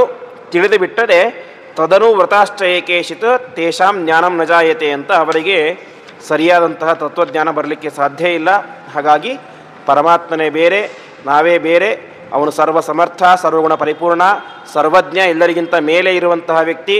ನಾವು ಅವನು ಸೃಷ್ಟಿ ಮಾಡಿರುವಂತಹ ಅನಂತ ಜೀವಿಗಳಲ್ಲಿ ಯಾವುದೋ ಒಂದು ಮೂಲೆಯಲ್ಲಿ ಇರುವಂತಹ ಒಬ್ಬ ಸಾಮಾನ್ಯ ವ್ಯಕ್ತಿಗಳು ಎಂಬುದಾಗಿ ತಿಳಿದುಕೊಂಡಾಗ ನಾವು ಅಧ್ಯಯನ ಮಾಡಿದಂತಹ ಗ್ರಂಥಗಳು, ಅದರಿಂದ ಬಂದಂತಹ ಜ್ಞಾನ ನಮಗೆ ಅದು ಸರಿಯಾದಂತಹ ಫಲವನ್ನು ಕೊಡಲಿಕ್ಕೆ ಸಾಧ್ಯ ಆಗುತ್ತೆ ಎಂಬುದಾಗಿ ಯಮಧರ್ಮರಾಜ ಹೇಳ್ತಾ ಇದ್ದಾನೆ. ಇಷ್ಟು ಹೇಳಿ ಮತ್ತೆ ಮುಂದೆ ಜ್ಞಾನದ ಬಗ್ಗೆನೇ ವರ್ಣನೆ ಮಾಡ್ತಾ ಇದ್ದಾನೆ. ಜಾನಾಮ್ಯಹಂ ಶೇವಧಿರಿತ್ಯ ನಿತ್ಯಂ ನಖ್ಯಧ್ರುವೈ ಪ್ರಾಪ್ಯತೆ ಹಿ ಧ್ರುವಂ ತಥೋ ಮಯ ನಚಿಕೇತಶ್ಚಿತೋಗ್ನಿ ಅನಿತ್ಯೈ ದ್ರವೈ ಪ್ರಾಪ್ತವಾನ್ ಅಸ್ಮಿ ನಿತ್ಯಂ ಅಂತ. ಇದು ಕೂಡ ಒಂದು ಒಗಟಿನ ರೂಪದಲ್ಲಿಯೇ ಇದೆ. ಇವನು ಹೇಳ್ತಾನೆ, ನಾನು ಪರಮಾತ್ಮನನ್ನು ಒಂದು ಶ್ರೇಷ್ಠ ಶೇವಧಿ ಅಂತೀರಿ ನಿಧಿ, ಕೊಪ್ಪರಿಗೆ ಅಂತ ಅಂದ್ಕೊಂಡಿದ್ದೀನಿ. ಅಂತಹ ಪರಮಾತ್ಮ ಅಧ್ರುವೈಹಿ ನ ಪ್ರಾಪ್ಯತೆ, ಅಧ್ರುವವಾದಂತಹ ವಸ್ತುಗಳಿಂದಾಗಿ, ಅಂದರೆ ಶಾಶ್ವತ ಅಲ್ಲದೇ ಇರುವಂತಹ ವಸ್ತುಗಳಿಂದಾಗಿ ಪರಮಾತ್ಮನನ್ನು ತಿಳಿಲಿಕ್ಕೆ ಸಾಧ್ಯ ಇಲ್ಲ. ಅಂತಹ ಪರಮಾತ್ಮನನ್ನು ನಾನು ಅನಿತ್ಯೈಹಿ ದ್ರವ್ಯೈಹಿ ಪ್ರಾಪ್ತವಾನ್ ಅಸ್ಮಿ ನಿತ್ಯಂ, ಅನಿತ್ಯವಾದಂತಹ ಪದಾರ್ಥಗಳಿಂದಾಗಿ ತಿಳಿದಿದ್ದೇನೆ ಅಂತ ಯಮ ಹೇಳುವಂತಹ ಮಾತು. ಮೊದಲು ಹೇಳ್ತಾನೆ ಅಧ್ರುವೈಹಿ ನ ಪ್ರಾಪ್ಯತೆ, ಶಾಶ್ವತ ಅಲ್ಲದೇ ಇರುವಂತಹ ವಸ್ತುಗಳಿಂದಾಗಿ ಪರಮಾತ್ಮನನ್ನು ತಿಳಿಲಿಕ್ಕೆ ಸಾಧ್ಯ ಇಲ್ಲ ಅಂತ. ಮುಂದೆ ಹೇಳ್ತಾನೆ ನಾನು ಶಾಶ್ವತವಾದಂತಹ ವಸ್ತುಗಳಿಂದಾಗಿ ಪರಮಾತ್ಮನ ತಿಳಿದಿದ್ದೇನೆ ಅಂತ. ಹೀಗೆ ಒಗಟಿನ ರೂಪದಲ್ಲಿ ಯಮಧರ್ಮರಾಜ ಹೇಳ್ತಾನೆ. ಅದನ್ನು ಮಧ್ವಾಚಾರ್ಯರೇ ಮುಂತಾದಂತಹ ವ್ಯಾಖ್ಯಾನಕಾರರು ಅದನ್ನು ಯಾವ ರೀತಿಯಾಗಿ ಅರ್ಥ ಮಾಡಬೇಕು ಅಂತ ತಿಳಿಸ್ತಾ ಹೋಗ್ತಾರೆ. ಯಮ ಹೇಳ್ತಾನೆ, ಜಾನಾಮ್ಯಹಂ ಶೇವಧಿರಿತ್ಯ ನಿತ್ಯಂ, ಪರಮಾತ್ಮನನ್ನು ಅನಿತ್ಯ ಅಂತ ಹೇಳ್ತಾ ಇದ್ದಾರೆ. ಅದೇ ಪರಮಾತ್ಮ ಆಸ್ತಿಕವಾಗಿ ಏನು, ಅವನು ನಿತ್ಯ ಪದಾರ್ಥ, ನಿತ್ಯ. ಅವನು ಮಾತ್ರ ನಿತ್ಯ ಅಲ್ಲ, ನಾವು ಕೂಡ ನಿತ್ಯರೇ. ಅಂದರೆ ಜೀವಿಗಳು ಕೂಡ ನಿತ್ಯ, ಕಾಲ ನಿತ್ಯ, ಪ್ರಕೃತಿ ನಿತ್ಯ, ಆಕಾಶ ನಿತ್ಯ. ಯಾಕೆ ಅಂತ ಹೇಳಿದರೆ ಕಾಲ, ಸಮಯ ಅದು ಕೂಡ ನಿತ್ಯ ಅಂತೆ. ಯಾಕೆ? ಕಾಲ ಒಂದು ಕ್ಷಣದಲ್ಲಿ ಇಲ್ಲ ಅಂತ ಹೇಳಿಕ್ಕೆ ಬರೋದಿಲ್ಲ. ಯಾಕೆ ಅಂತ ಹೇಳಿದ್ರೆ ಕಾಲ ಯಾವತ್ತಿಲ್ಲ ಅಂತ ಕೇಳ್ತೇವೆ. ಯಾವತ್ತಿಲ್ಲ ಅಂತ ಅದು ಕೂಡ ಒಂದು ಕಾಲನೇ. ಕಾಲ 100 ವರ್ಷಗಳ ಹಿಂದೆ ಇಲ್ಲ ಅಂತ ಹೇಳಿಕ್ಕೆ ಬರೋದಿಲ್ಲ. ಯಾಕೆ? 100 ವರ್ಷಗಳ ಹಿಂದೆ ಇಲ್ಲ ಅಂತ ಹೇಳಿ ಅದು ಕೂಡ ಒಂದು ಕಾಲನೇ ಅಲ್ವಾ. ಹಾಗಾಗಿ ಕಾಲ ಅದು ನಿತ್ಯ, ಅದು ಯಾವಾಗಲೂ ಇರುತ್ತೆ. ಅದೇ ರೀತಿಯಾಗಿ ಆಕಾಶ ಎಲ್ಲಿ ಇಲ್ಲ ಅಂತ ಕೇಳ್ತೇವೆ, ಆಕಾಶ ಇಲ್ಲಿ ಇಲ್ಲ ಅಂತ ಹೇಳ್ತೇವೆ. ಇಲ್ಲಿ ಅಂತೇಳಿ ಅದು ಕೂಡ ಒಂದು ಆಕಾಶ, ಅದು ಕೂಡ ಒಂದು ಸ್ಪೇಸೇ. ಹಾಗಾಗಿ ಕಾಲ, ಆಕಾಶ, ಪ್ರಕೃತಿ, ಜೀವ, ಪರಮಾತ್ಮ ಎಲ್ಲವೂ ಕೂಡ ನಿತ್ಯವಾದಂತಹ ಪದಾರ್ಥಗಳು. ಅದರಲ್ಲೂ ಕೂಡ ಪರಮಾತ್ಮ ಅಂತೂ ನಿತ್ಯ. ಅಂತಹ ಪರಮಾತ್ಮನನ್ನು ಉಪನಿಷತ್ ಹೇಳ್ತಾ ಇದೆ ಅನಿತ್ಯ ಅಂತ. ಇದಕ್ಕೇನರ್ಥ ಅಂತ ಹೇಳಿದರೆ, ಪರಮಾತ್ಮ ಅಕಾರವಾಚ್ಯನಾದಂತಹ ನಿತ್ಯವಾದಂತಹ ವಸ್ತು ಅಂತ. ಅಂದರೆ ಪರಮಾತ್ಮನಿಗೆ ಅಕಾರ ಶಬ್ದದಿಂದಾಗಿ ಪರಮಾತ್ಮ ವಾಚ್ಯನಾಗಿದ್ದಾನೆ ಅಂತ. ಅದನ್ನು ಶಾಸ್ತ್ರದಲ್ಲಿ ನೋಡಬೇಕಾದ್ರೆ ಅ ಅಂ ಅಹ ಪುರಾಣಶಿಹಿ ವ್ಯಾಸ ಶಾಖಾ ಸಹಸ್ರಕೃತ ಎಂಬುದಾಗಿ, ಅದೇ ರೀತಿಯಾಗಿ ಅಕಯ ಪ್ರವಿಸಂಭೂಮ ಸಕಃ ವಿಷ್ಣುವಾಚಕ ಅಂತ ಅ ಕ ಯ ಪ್ರ ವಿ ಸಂ ಭೂ ಮ ಎಂಬಂತಹ ಅಕ್ಷರಗಳು, ಅದೇ ರೀತಿಯಾಗಿ ಅ ಆ ಅಂ ಅಹ ಎನ್ನುವಂತಹ ಅಕ್ಷರಗಳು ವಿಶೇಷವಾಗಿ ಪರಮಾತ್ಮನನ್ನು ತಿಳಿಸಿಕೊಡ್ತಾವೆ, ಪರಮಾತ್ಮನಿಗೆ ವಾಚಕವಾಗಿವೆ ಎಂಬುದಾಗಿ ಹೇಳ್ತಾರೆ. ಹಾಗಾಗಿ ಅನಿತ್ಯ ಅಂತ ಹೇಳಿದ್ರೆ ಅಕಾರ ಶಬ್ದ ವಾಚ್ಯನಾದಂತಹ ನಿತ್ಯನಾದಂತಹ ವ್ಯಕ್ತಿ ಪರಮಾತ್ಮ. ಅವನೇನಾಗಿದ್ದಾನೆ? ಶೇವಧಿಹಿ ಅಂತ. ಶೇವಧಿಹಿ ಅಂತೀರೆ ನಿಧಿ ಅಂತ. ಅಂದರೆ ಯಾವ ರೀತಿಯಾಗಿ ಸಂಪತ್ತು ತುಂಬಿರುವಂತಹ ಒಂದು ನಿಧಿ ಸಿಕ್ಕರೆ ನಮಗೆ ಎಷ್ಟು ಖುಷಿಯಾಗುತ್ತೋ, ಪರಮಾತ್ಮ ಆ ರೀತಿಯಾದ ದೊಡ್ಡ ನಿಧಿ ಅಂತೆ. ಜ್ಞಾನದ ನಿಧಿ, ಆನಂದದ ನಿಧಿ, ಸುಖದ ನಿಧಿ, ಶಕ್ತಿಯ ನಿಧಿ, ಅಂತಹ ಎಂದೂ ಕರಗದೇ ಇರುವಂತಹ ಸಂಪತ್ತು ಅಂತ ಹೇಳಿ ಅದು ಪರಮಾತ್ಮನೊಬ್ಬನೇ. ಯಾಕೆ ಅಂತ ಹೇಳಿದರೆ, ನಮಗೆ ಯಾರೋ ನಮ್ಮ ಹಿರಿಯರು ಪೂರ್ವಿಕರು ಕೂಡಿಟ್ಟಂತಹ ಒಂದು ನಿಧಿ ಸಿಕ್ಕರೆ ಅದು ಖರ್ಚಾಗಿ ಹೋಗಿಬಿಡುತ್ತೆ ಯಾವತ್ತೋ ಒಂದು ದಿವಸ. ಆದರೆ ಪರಮಾತ್ಮ ಎಂಬಂತಹ ಎಂದೂ ಕರಗದೇ ಇರುವಂತಹ ಸಂಪತ್ತು ಸಿಕ್ಕಾಗ ಅವನನ್ನು ನಾವು ಸರಿಯಾಗಿ ಅರ್ಥ ಮಾಡಿಕೊಳ್ಳಬೇಕು ಎಂಬುದಾಗಿ ಹೇಳ್ತಾ ಇದ್ದಾರೆ. ಹಾಗಾಗಿ ಪರಮಾತ್ಮ ಒಂದು ದೊಡ್ಡ ಎಂದೂ ಕರಗದೇ ಇರುವಂತಹ ದೊಡ್ಡ ನಿಧಿ, ಒಂದು ಕೊಪ್ಪರಿಗೆ ಅಂತ ಹೇಳ್ತಾ ಇದ್ದಾರೆ. ಇಂತಹ ಪರಮಾತ್ಮ ನಹಿ ಅಧ್ರುವೈಹಿ ಪ್ರಾಪ್ಯತೆ ಹಿ ಧ್ರುವಂ ತತ್. ಧ್ರುವ ಅಂತ ಹೇಳಿದರೆ ನಿತ್ಯ, ಯಾವಾಗಲೂ ಇರುವಂತಹ ವ್ಯಕ್ತಿ. ಇಂತಹ ಪರಮಾತ್ಮ ಅಧ್ರುವೈಹಿ ನ ಪ್ರಾಪ್ಯತೆ ಅಂತ, ಶಾಶ್ವತ ಅಲ್ಲದೇ ಇರುವಂತಹ ಅಶಾಶ್ವತವಾದಂತಹ ವಸ್ತುಗಳಿಂದಾಗಿ ಪರಮಾತ್ಮನನ್ನು ತಿಳಿಯಲಿಕ್ಕೆ ಸಾಧ್ಯ ಇಲ್ಲ ಅಂತ ಹೇಳ್ತಾ ಇದ್ದಾರೆ. ಯಾವುದು ಅಧ್ರುವವಾದಂತಹ ವಸ್ತುಗಳು, ವ್ಯಕ್ತಿಗಳು ಅಂತ ಇಲ್ಲಿ ಪ್ರಶ್ನೆ ಬಂದಾಗ ಅದಕ್ಕೆ ಹೇಳ್ತಾರೆ, ಅಧ್ರುವವಾದಂತಹ ವಸ್ತುಗಳು ಅಂತ ಹೇಳಿದರೆ ಒಂದು ನಾವು ಮಾಡುವಂತಹ ಕರ್ಮಗಳು ಅಂತ. ಯಾಕೆ ಅಂತ ಹೇಳಿದರೆ ಕರ್ಮ ಶಾಶ್ವತ ಅಲ್ಲ, ಕರ್ಮದ ಫಲವೂ ಶಾಶ್ವತ ಅಲ್ಲ. ಕರ್ಮ ಫಲವೂ ಕೂಡ ಏನಾಗುತ್ತೆ, ಒಂದು ದಿವಸ ನಾವು ಅನುಭವಿಸೋದು ತೀರಿಸಲೇಬೇಕು. ಹಾಗಾಗಿ ನಶ್ವರವಾದಂತಹ ವಸ್ತು ಅಂತ ಹೇಳಿದರೆ ನಾವು ಮಾಡುವಂತಹ ಕರ್ಮಗಳು, ಕರ್ಮಗಳಿಂದಾಗಿ ಪರಮಾತ್ಮನನ್ನು ಹೊಂದಲಿಕ್ಕೆ ಸಾಧ್ಯ ಇಲ್ಲ, ತಿಳಿಯಲಿಕ್ಕೆ ಸಾಧ್ಯ ಇಲ್ಲ ಅಂತ ಹೇಳ್ತಾ ಇದ್ದಾರೆ. ಹಾಗಾದರೆ ನಾವು ಪ್ರತಿನಿತ್ಯ ಎಷ್ಟೆಲ್ಲ ಕರ್ಮಗಳನ್ನು ಮಾಡ್ತೀವಿ. ಸಂಧ್ಯಾ ವಂದನೆ, ದೇವರ ಪೂಜೆ, ಯಜ್ಞ, ಯಾಗ, ವೈಶ್ವದೇವ, ತೀರ್ಥಕ್ಷೇತ್ರ ಯಾತ್ರೆ, ದಾನ, ಧರ್ಮ, ಹೀಗೆ ಅನೇಕ ಕರ್ಮಗಳನ್ನು ನಿರಂತರವಾಗಿ ಮಾಡ್ತಾ ಇದ್ದೇವೆ. ನಾವು ಜಾಸ್ತಿ ಮಾಡೋದೇ ಕರ್ಮಗಳನ್ನು, ಕೆಲಸಗಳನ್ನು, ಪೂಜೆಗಳನ್ನು. ಹಾಗಾದರೆ ಇಲ್ಲಿ ಹೇಳ್ತಾ ಇದ್ದಾರೆ, ಈ ಕರ್ಮಗಳಿಂದಾಗಿ ಪರಮಾತ್ಮನನ್ನು ತಿಳಿಲಿಕ್ಕೆ ಹೊಂದಲಿಕ್ಕೆ ಸಾಧ್ಯ ಇಲ್ಲ ಅಂತ. ಹಾಗಾದರೆ ಮಾಡುವಂತಹ ಕರ್ಮ ವ್ಯರ್ಥನ ಅಂತ ಪ್ರಶ್ನೆ ಬರುತ್ತೆ. ಅದಕ್ಕೆ ಹೇಳ್ತಾರೆ, ಕರ್ಮಣ ಜ್ಞಾನಂ ಆತನೋತಿ ಅಂತ. ನಾವು ಪ್ರತಿಯೊಂದು ಕರ್ಮಗಳನ್ನು ಕೂಡ ಮಾಡೋದು ಯಾತಕ್ಕೋಸ್ಕರ ಅಂತ ಹೇಳಿದ್ರೆ ಆ ಪರಮಾತ್ಮನ ಬಗ್ಗೆ ತಿಳಿಯಲಿಕ್ಕೆ ಯೋಗ್ಯತೆ ನಮ್ಮಲ್ಲಿ ಬರಲಿ ಅಂತ. ಅಂದರೆ ಪರಮಾತ್ಮನನ್ನು ತಿಳಿಯುವಂತಹ ಶ್ರೇಷ್ಠ ಯೋಗ್ಯತೆ, ಅದಕ್ಕೆ ಬೇಕಾದಂತಹ ಸ್ವಚ್ಛತೆ, ಶುದ್ಧತೆ ಎಲ್ಲವೂ ಕೂಡ ನಮ್ಮಲ್ಲಿ ಬರಬೇಕು ಅಂಥೇಳಿ ಮೊದಲು ನಾವು ಶುದ್ಧ ಆಗಬೇಕು. ಆ ಶುದ್ಧಿಯಾಗೋದು ಯಾವುದರಿಂದ? ಕರ್ಮಗಳಿಂದ. ಹಾಗಾಗಿ ಇದಿಷ್ಟೇ ಫಲನ ಕರ್ಮಗಳಿಗೆ ಅಂಥೇಳಿದ್ರೆ ಅಷ್ಟೇ ಫಲ ಅಲ್ಲ. ಜ್ಯೋತಿಷ್ಠೋಮೇನ ಸ್ವರ್ಗಕಾಮೋ ಯಜೇತ ಎಂಬುದಾಗಿ ಹೇಳಿದಂತೆ ಕರ್ಮಗಳಿಗೆ ಫಲ ಯಾವುದು ಅಂತ ಹೇಳಿದ್ರೆ ಅದರ ಮ್ಯಾಕ್ಸಿಮಮ್ ಫಲ ಅಂತ ಹೇಳಿದ್ರೆ ಸ್ವರ್ಗ ಮಾತ್ರ. ಮೋಕ್ಷ ಕೊಡಲಿಕ್ಕೆ ನಾವು ಮಾಡುವಂತಹ ಕರ್ಮಾಚರಣೆಗಳಿಂದಾಗಿ ಸಾಧ್ಯ ಇಲ್ಲ. ಕರ್ಮಗಳಿಗೆ ಫಲ ಇದೆ, ಫಲ ಇಲ್ಲವೇ ಇಲ್ಲ ಅಂತ ಇಲ್ಲ. ಯಾವುದು ಸಾಮಾನ್ಯ ಲೌಕಿಕವಾದ ಫಲಗಳು ಅಥವಾ ಸ್ವರ್ಗ ಎಂಬಂಥ ಫಲ ಸಿಗುತ್ತೆ. ಆದರೆ ನಿಜವಾದಂತಹ ಫಲ ಅಂತ ಹೇಳಿದ್ರೆ ಅದು ಮೋಕ್ಷ. ಅಂತಹ ಮೋಕ್ಷ ಎಂಬಂತಹ ಫಲವನ್ನು ಕೊಡಲಿಕ್ಕೆ ನಾವು ಮಾಡುವಂತಹ ಕರ್ಮಗಳಿಂದಲೂ ಸಾಧ್ಯ ಇಲ್ಲ ಅಂತ ಹೇಳ್ತಾ ಇದ್ದಾರೆ. ನಹ್ಯಧ್ರುವೈಹಿ ಪ್ರಾಪ್ಯತೆ ಹಿ ಧ್ರುವಂ ತತ್. ಶಾಶ್ವತವಾದಂತಹ ಯಾವ ಪರಮಾತ್ಮನ ಸ್ಥಾನ ವೈಕುಂಠ ಎಂಬುದು ಈ ಅಧ್ರುವವಾದಂತಹ ನಾವು ಮಾಡುವಂತಹ ಕರ್ಮಗಳಿಂದಾಗಿ ಸಿಗಲಿಕ್ಕೆ ಸಾಧ್ಯ ಇಲ್ಲ. ಇದು ಒಂದು ರೀತಿಯಾದಂತಹ ಅರ್ಥ. ಇನ್ನೊಂದು ರೀತಿಯಾದಂತಹ ಅರ್ಥ, ಅಧ್ರುವ ಅಂತ ಹೇಳಿದರೆ ಆ ಧ್ರುವನಾದಂತಹ ಪರಮಾತ್ಮನಲ್ಲಿ ಭಕ್ತಿ, ಜ್ಞಾನ ಭಕ್ತಿ ಇಲ್ಲದೆ ಇರುವಂತಹ ಮೂರ್ಖರಿಂದಾಗಿ ಪರಮಾತ್ಮ ಹೊಂದಲಿಕ್ಕೆ ಸಾಧ್ಯ ಇಲ್ಲ ಅಂತ. ಯಾಕೆ ಅಂತ ಹೇಳಿದರೆ ಪರಮಾತ್ಮ ಅವನನ್ನು ಪಡೆಯಬೇಕು ಅಂಥೇಳಿ ಒಂದು ಜ್ಞಾನ ಇರಬೇಕು, ಒಂದು ಭಕ್ತಿ ಇರಬೇಕು. ಭಕ್ತಿ ಅದು ಜ್ಞಾನಕ್ಕಿಂತ ಬೇರೆ ಯಾವುದಲ್ಲ.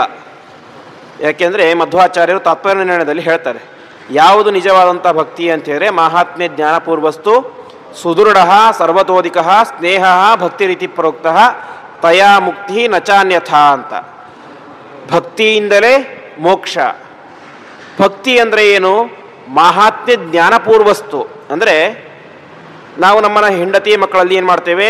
ಸ್ನೇಹವನ್ನು ಮಾಡ್ತೇವೆ, ಪ್ರೀತಿಯನ್ನು ಮಾಡ್ತೇವೆ. ಅದೇ ಪ್ರೀತಿಯನ್ನು ಪರಮಾತ್ಮನಲ್ಲಿ ಮಾಡಬೇಕು ಅಂತೆ.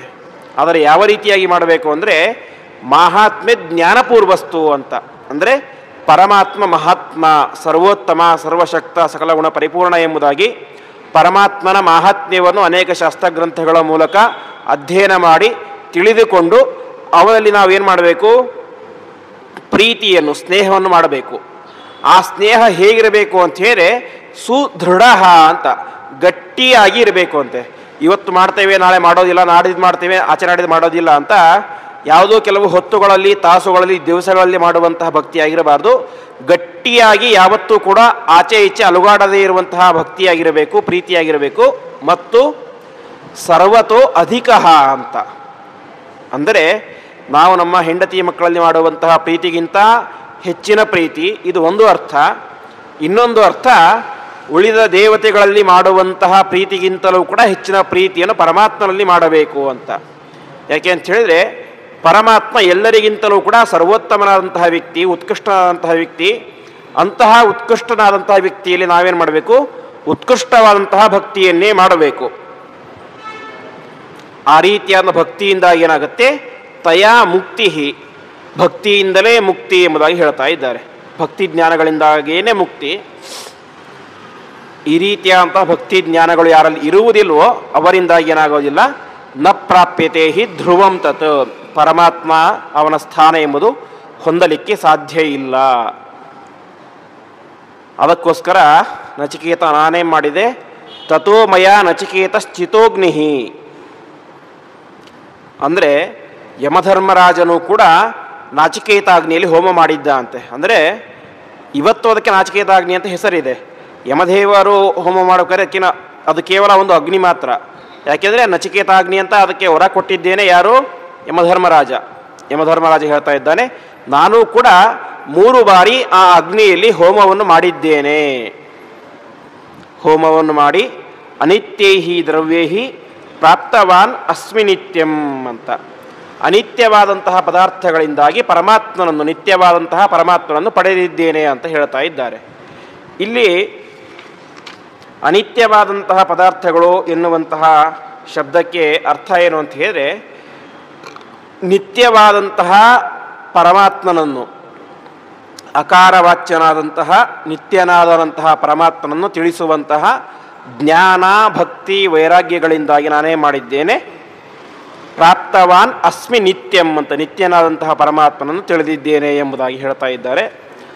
ಒಟ್ಟು ಈ ಶ್ಲೋಕದ ಸಾರಾಂಶ ಏನು ಅಂತ ಹೇಳಿದರೆ, ಪರಮಾತ್ಮನನ್ನು ಪಡೆಯಲಿಕ್ಕೆ ಪ್ರಧಾನವಾಗಿ ಬೇಕಾದದ್ದು ಆ ಪರಮಾತ್ಮನಲ್ಲಿ ಗಟ್ಟಿಯಾದಂತಹ ಮನಸ್ಸು, ಜ್ಞಾನ, ಭಕ್ತಿ, ವೈರಾಗ್ಯ. ಇದು ಇದ್ದಾಗ ಮಾತ್ರ ನಾವು ಪರಮಾತ್ಮನನ್ನು ಮತ್ತು ಅವನ ಲೋಕವಾದಂತಹ ಮೋಕ್ಷವನ್ನು ಪಡೆಯಲಿಕ್ಕೆ ಸಾಧ್ಯ. ಇದ್ಯಾವುದೂ ಇಲ್ಲದೆ ಹೋಗಿಬಿಟ್ಟರೆ ಆ ಮೋಕ್ಷವನ್ನು ಪಡೆಯಲಿಕ್ಕೆ ಸರ್ವಥಾ ಸಾಧ್ಯನೇ ಇಲ್ಲ. ಹಾಗಾಗಿ ಮೋಕ್ಷವನ್ನು ಪಡೆಯಲಿಕ್ಕೆ ಪ್ರಯತ್ನ ಮಾಡುವಂತಹ ವ್ಯಕ್ತಿ ಮೊದಲು ಸಂಪಾದನೆ ಮಾಡಬೇಕಾದಂತಹ ಅವಶ್ಯವಾದಂತಹ ಒಂದು ವಸ್ತುಗಳು ಅಥವಾ ಭಾವನೆಗಳು ಅಂತ ಹೇಳಿದರೆ ಜ್ಞಾನ ಮತ್ತು ಭಕ್ತಿ. ಅವನಲ್ಲಿ ಶಾಶ್ವತವಾದಂತಹ ಗಟ್ಟಿಯಾದಂತಹ ಭಕ್ತಿ, ಅದೇ ರೀತಿಯಾಗಿ ಪರಮಾತ್ಮನ ವಿಶೇಷವಾದಂಥ ತತ್ವಜ್ಞಾನ.